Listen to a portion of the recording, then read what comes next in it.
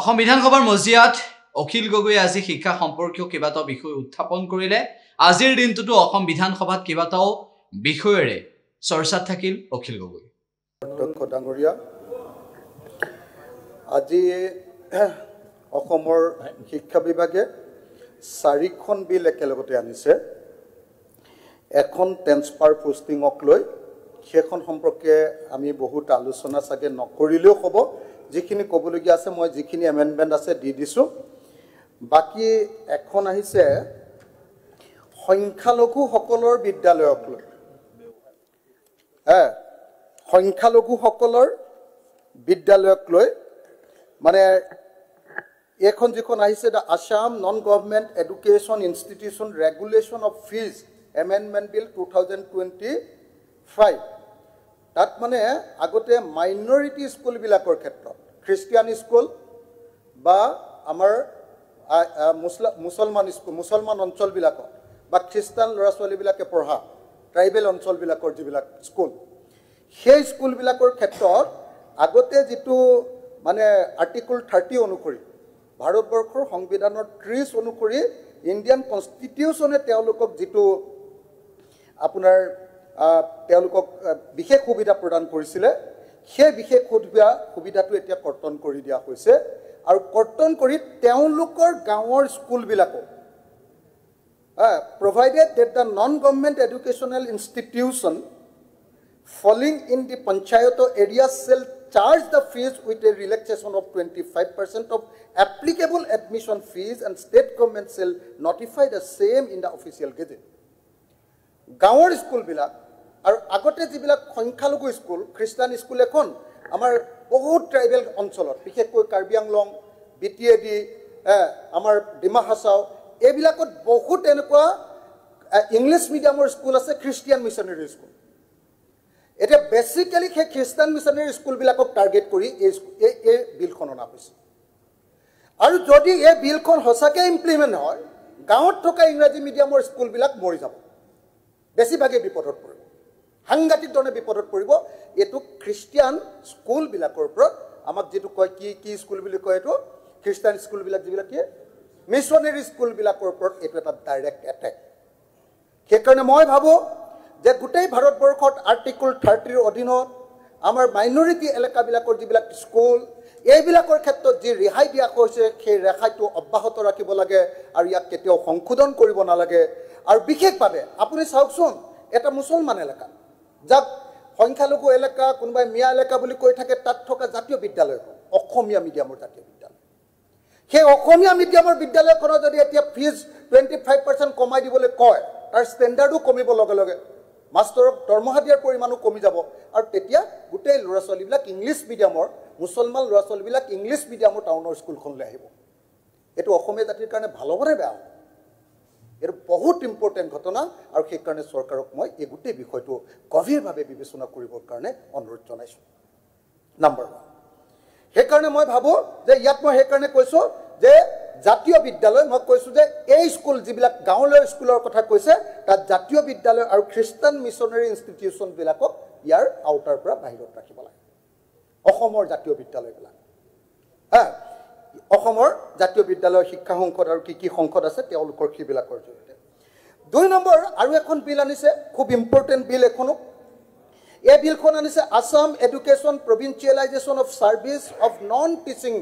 Staff of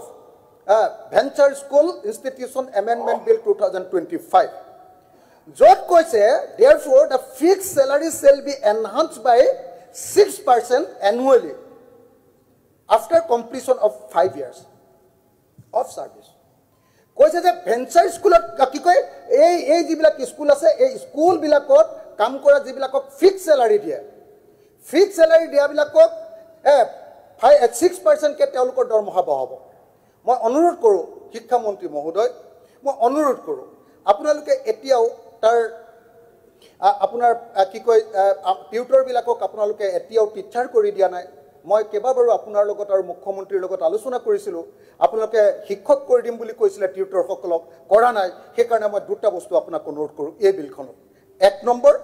যে scale pay, আমাৰ যিসকল হেৰি আছে টিউটৰ আছে তেওঁলোককো স্কেল পে দিব লাগে। আমাৰ যিসকল কেৰাণী আছে নন টিচিং ষ্টাফ তেওঁলোককো স্কেল পে দিব লাগে আৰু যিসকল আমাৰ চকীদাৰ আছে তেওঁলোককো স্কেল পে দি এই বছৰি বৃদ্ধিৰ পৰিমাণটো 15% কৰি দিব লাগে 15% মিনিমাম 15% কৰি দিব লাগে তেতিয়া মোটামুটি তেওঁলোকৰ পৰিয়ালকেইটা চলি থাকিব মই অনুৰোধ কৰিছো যাতে আমাৰ বিশেষভাৱে অসমৰ গাঁৱৰ স্কুলবিলাক যাতে চলি থাকে তাৰ কাৰণে যাতে এই ব্যৱস্থাটো অসমৰ শিক্ষা মন্ত্ৰী মহোদয়ে আজি অনুমোদন জনায় এতিয়া আটাইতকৈ ইম্পৰ্টেণ্ট বিল আজি অনা আটাইতকৈ ইম্পৰ্টেণ্ট বিল যিখন বিল আহিছে আটাইতকৈ important bill Assam education provincialization of service of teachers and reorganization of educational institution amendment bill 2025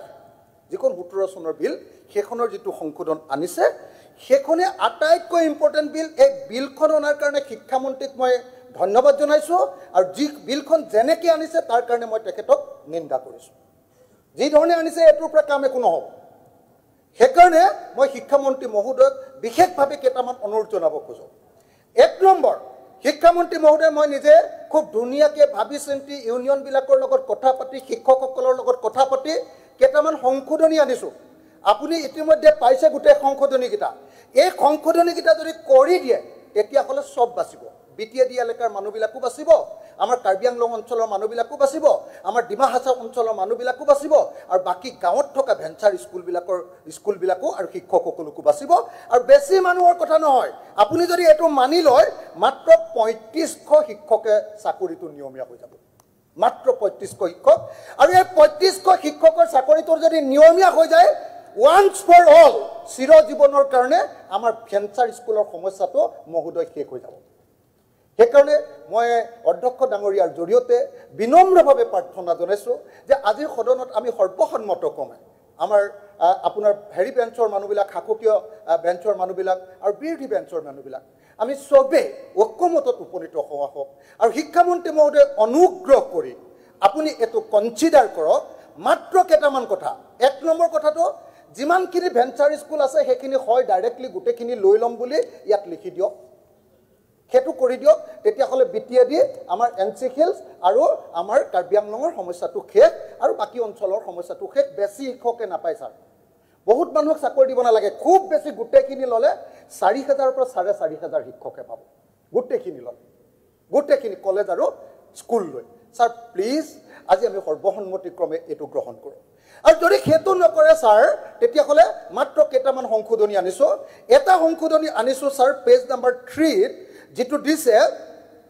যে কোড ডাইস কোড আপ টু 2009-10 হ'ব লাগিব বুলি যেটো আছে এটো প্লিজ ডাইস কোড নহয় এতিয়া ইউডাইস প্লাস কোড 2018-19 কৰিব লাগে শিক্ষামন্ত্ৰী মহোদয় আপুনি বহুত জনা শুনা মানুহ মই জানো শিক্ষামন্ত্ৰী মহোদয় আপুনি গোটেই জীৱন জনতাৰ কাৰণে আন্দোলন কৰি কটাইছে মই জানো শিক্ষামন্ত্ৰী মহোদয় আপুনি admin hol apnar শিক্ষামন্ত্ৰী মহোদয় মই জানো যে আপুনি জীৱনৰ বহুত সময় অসমৰ সমাজ জীৱনৰ কাৰণে দান কৰিছে শিক্ষামন্ত্ৰী মহোদয় প্লিজ এটা অনুৰোধ আপোনাক কৰিছো যে প্লিজ আপুনি যেটো 4-5টা মান শব্দ খলাই দিলে গোটেই বিলখনত মানুহবিলাক বাছি যাব শিক্ষামন্ত্ৰী মহোদয় আপোনাৰ ওপৰতে গোটেই সমস্যাটোৰ সমাধান নিৰ্ভৰ কৰে থ্যাংক ইউ প্লিজ স্যাৰ মোৰ 4টা শব্দ ক'বলৈ দিয়ক স্যাৰ মই ইমান ধুনীয়াকৈ ঠাণ্ডাকৈ কৈ আছো আজি স্যাৰ আপুনি মোক গোটেইখিনি ক'বলৈ দিব স্যাৰ প্লিজ সব প্লিজ স্যাৰ মোৰ 2 মিনিট লাগিব স্যাৰ 2 মিনিট লাগিব স্যাৰ 2 মিনিট স্যাৰ মই কৈছো যে ডাইস টু কোড আপ তেখেতে ডাইস কোড আপ 2009-10 কৈছিলে এটো ইউডাইস প্লাস 2 হ'ব লাগে 2018-19 এটো মই অনুৰোধ কৰিলো তেখেতক তাৰ পাছত মই নেক্সট অনুৰোধ কৰিলো যে এই যেটো নেক্সট মই অনুৰোধ কৰিলো যে ভেঞ্চাৰ স্কুলবিলাকৰ ইনষ্টিটিউচনছবিলাকৰ মিনিমাম টোটেল এনৰলমেণ্টেড যেটো 30 জন ছাত্ৰ হ'ব লাগে বুলি কৈছে এটো মই 20 জন বুলি কৈছো য'ত 6 শিডিউল এৰিয়াত 20 জন বুলি কৈছে তাত মই 25 জন বুলি কৈছে তাত মই 15 জন বুলি কৈছো তেতিয়াহ'লে 6 শিডিউল এৰিয়াৰ এখনো বিটিএডি এলেকাৰ এখনো স্কুল থাকি নাযায় ছাৰ 15 জন মাত্ৰ 10 জন শিক্ষকৰ কাৰণে কেলে বিটিএডি মানুহবিলাকক সবচোন বড়ো স্কুল কেইখনমান আছে আৰু বিটিএডিত অসমীয়া স্কুল কেইখনমান আছে বিটিএডিত অসমীয়া স্কুলখন থকাটো কিমান গুৰুত্বপূৰ্ণ আমাৰ মেৰাপানীত ছাৰ জয়পুৰত কেইখনমান অসমীয়া স্কুল আছে আৰু ছাৰ বড়ো মাধ্যমৰ স্কুল আছে হেগিখন বড়ো মানুহ কিছু সংখ্যক বাস কৰে উৰিয়ামঘাট আৰু ছাৰ মেৰাপানীত হেগিখন মানুহক কিয় আমি বড়ো স্কুল এখন দিব নোৱাৰো ছাৰ প্লিজ দিয়ক না স্যাৰ তাৰ পাছত কৈছে স্যাৰ 1 মিনিট হেকে কৰি দিম স্যাৰ 25 জন ষ্টুডেণ্টৰ ঠাইত মই 20 জন কৈছো 30 জন ষ্টুডেণ্টৰ ঠাইত তাৰ পাছৰটোত মই 20 জন কৈছো তাৰপিছত 6 শিডিউল এৰিয়াত 20 জন ষ্টুডেণ্টৰটো মই 15 জন কৈছো আৰু venture school higher secondary 6 schedule এৰিয়াত যেটো 25 জন কৈছে সেইটো মই 20 জন কৈছো আৰু sir in case of a venture school or a venture high school or a venture junior college or a secondary school or a degree college that's concerned venture educational institution shall have a constitution good academic performance eto 30% koise sir eto moi 25% koisu aru eto BTD elakar karone jitu koise 20% hetu sir moi 15% koisu aru last eta bakyo koi mur sir boktobyo khek hobo sir এই বক্তব্যটো হল যে shall have rendered continuous service in the venture institution on or before 31/12/2010 কৈছে sir এক কোণতে লিখা আছে অকল 6 বছৰৰ অভিজ্ঞতা লাগে এটা যেহেতু সংশোধন কৰিছে স্যাৰ 25 স্যাৰ 6 বছৰ হলে কোন চন হ'ব 19 চন হ'ব স্যাৰ 19 চন নালাগে স্যাৰ 31/12/2018 কৰি দিয়ক 31/12/18 কৰি দিয়ক স্যার সব LP school ME school, high school, secondary school, junior college or college. Sir, সবে ভাত গিটা খাব পাৰিব স্কুল কিখন বাচিব অসমৰ শিক্ষা ব্যৱস্থা ভাল হ'ব মই স্যাৰ মই কৈছো BTD স্যাৰ BTD মই প্লিজ আজি ইমান ধুনীয়া এটা বক্তব্য দিছে BTD শিক্ষা মন্ত্ৰীয়ে স্যাৰ থ্যাংক ইউ হয় আপুনি ভাল দিছে মই আজি বহুত ভাল দিছে আপুনি স্যাৰ এটা সেকেন্ড আপোনাৰ বিটিআদি কাৰণে স্যাৰ এটা সেকেন্ড প্লিজ বড়োসকল ৰাইজৰ কাৰণে আপুনি ধুনীয়াকৈ ক'লে সব কথা এটা সেকেন্ড স্যাৰ বড়োসকলৰ কাৰণে মই এটা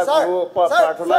বড়োসকলৰ কাৰণে স্যাৰ এটা সেকেন্ড এটা সেন্টেন্স কওক এটা জানো আমাৰ বিটিআদি এলেকা এটা সেকেন্ড স্যাৰ